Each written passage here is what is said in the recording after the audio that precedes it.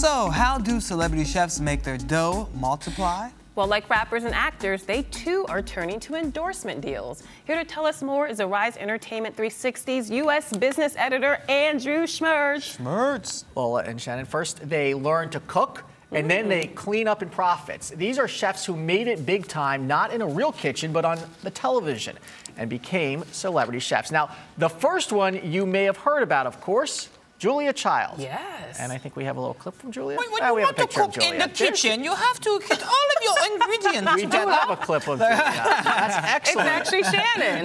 This is what you have to do in the kitchen. Do you know what Child did before she became a celebrity chef? No. She was a spy.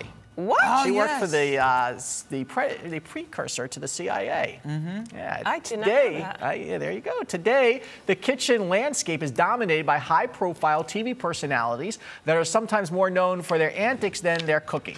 According to Forbes, Gordon Ramsay of Hell's Kitchen is the top-paid celebrity chef, earning $38 million a year. You're kidding. Wow, just cooking? No, he's got a whole bunch of things going on with that show. He's got restaurants. Wow. He's got He's restaurants. so mean. Well, we talk about that a little bit later. He is mean, and you know what he did before? He was a football player. Not a professional football player, but he had hoped to become a professional football player. He acts like a football player. He's a bully. He is. He's a bully in the He's kitchen. a tough one. He just runs all over those people. Okay, sorry to interrupt, Andrew. You want to be a chef, and then you just get beaten up like that. Yeah, get tackled while you're cooking, while your souffle is rising.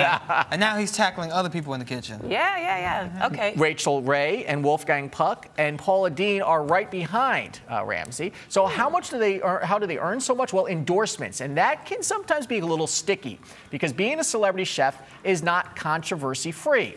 Everyone has an opinion about food, after all. So Deen, who is known for her high-fat food, announced she has diabetes just about a year ago, you'll recall, and then promptly became a spokeswoman for a diabetes drug.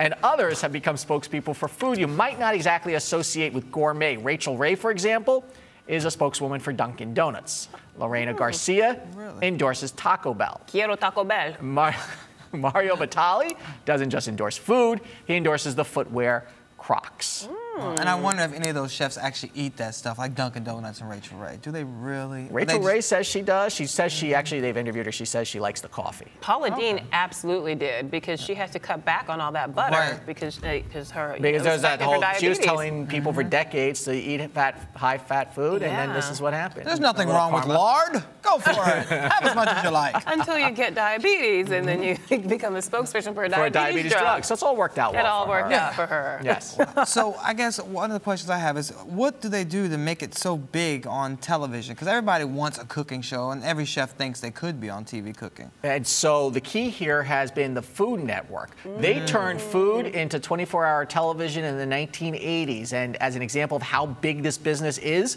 shares of Scripps Interactive, which owns Food Network and other lifestyle channels, recently hit a 52-week high with a market capitalization of $7.5 billion, in large part because of the strength of the Food Network. I know people who watch this 24 hours a day. You know, we're in the news business, so we watch news channels 24 hours a day, hours in particular. Yeah, but there are people who watch food networks, food channels. I know people like that, but they still can't cook. Yeah, well, like, you're watching all that Food Network TV show. It's like watching yoga. You know, unless you're actually practicing the yoga DVDs, I don't think it really works. I remember being sick years ago. I had the flu, and I just watched a Rachel Ray marathon the entire time. Her voice was so soothing, and at the end, you always knew she was going to make a beautiful meal, so I totally get it. So you understood how it all ended. She made comfort food when I needed comfort. It would just make me hungry and upset. Well, that's I know, I can't eat it. I was like, oh, now I'm upset. I wonder if they've developed an interactive tool that you're watching it and you could click and then, you know, someone shows up at the door with the food. I think we came up with a new business plan. That's your next business. Don't tell anybody about that. Keep it under wraps, guys. That's funny. Well, they all have their own incredible stories. Paula Deen, she was actually flat broke. Paula Deen was flat broke. She had gotten divorced, so she started a small catering company. And then she got discovered. Wolfgang Puck was a chef in some of France's great restaurants, and then came to the U.S. and ended up in Los Angeles, of course. And there's Gordon Ramsay. As I mentioned, he had hoped to be a professional football player. He got an injury, so he went to his second love, cooking.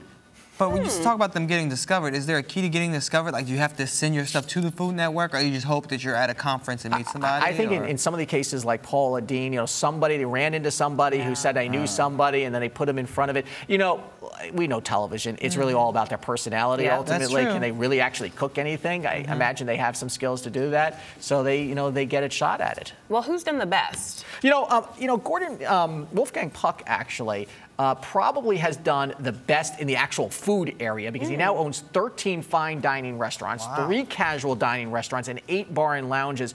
And Wolfgang Puck is very aggressive when he attaches his name to something to make sure it lives up to his standards. And he makes all the food for the Oscars too, Yeah, so he always gets that glorified commercial once a year.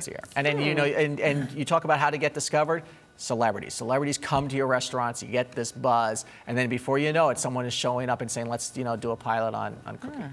I think we need to have one of those chefs on our show. You guys are making me hungry. Yeah, maybe with when we have the bar segment that you guys seem to be doing every 3 days. Food and drinks. We need food and drinks. Well, Andrew, you promised you'll be here for that segment. I will be here. And for many, many more. I will, of course. Thank you so much, Andrew. Right. It's so good seeing you. See Yay, you too. Andrew. And now we want to know who is your favorite celebrity chef. Tweet us at Arise TV 360. You're watching Arise Entertainment 360. Oh.